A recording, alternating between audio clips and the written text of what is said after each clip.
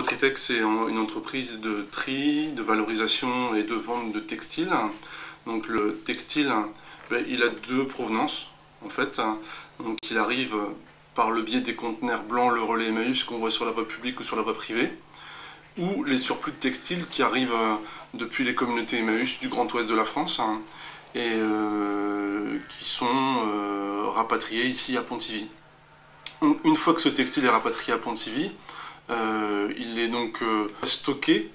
Ce textile va être mis dans des bacs grâce aux équipes de manutentionnaires, pesé, puisque ici dans l'entreprise, nous avons une obligation de peser de l'entrée jusqu'à la sortie de la production. Ensuite, ce bac de textile vont être manutentionnés jusque dans l'atelier. Dans l'atelier, vous allez avoir une équipe de craqueurs. Les craqueurs vont donc par définition craquer. Ils vont craquer les sacs de textile qui sont donnés par les particuliers. Ils vont répartir la matière sur le double tapis convoyeur.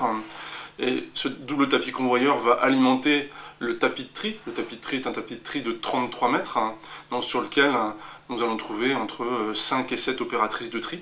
Ces opératrices de tri sont pour la plupart des personnes en insertion qui apprennent le métier. Donc le métier, elles l'apprennent en fonction d'un cahier des charges qui nous est indiqué par notre client essentiel qui est le relais.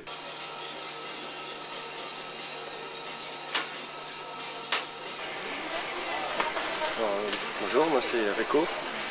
Je suis permanent chez Rotritex en fait, parce que j'ai commencé en insertion et j'ai fini en CDI.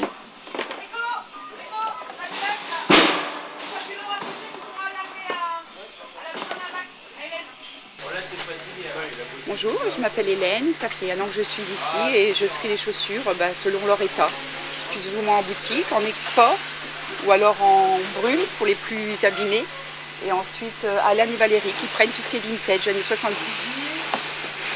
Une bonne partie qui part à l'export en Afrique, notamment au Burkina Faso, au Sénégal ou encore à Madagascar, ce que souvent les gens ignorent. Et même il y a des surprises à avoir connaissance de cela. Mais c'est vrai que l'équilibre économique tient aussi en partie grâce à cette chaîne, qui est une chaîne éthique, à savoir que depuis le don du particulier ici sur nos territoires qui nous permet de créer de l'emploi, et bien ensuite on va donc exporter chez nos amis africains, qui sont pour nous des clients, et il y aura un véritable commerce équitable, c'est-à-dire qu'on a un prix de rachat, un prix de vente qui sera équitable pour chacun, puisque eux-mêmes pourront créer de l'activité et créer de l'emploi là-bas sur place en Afrique. Donc ça c'est extrêmement important de le savoir.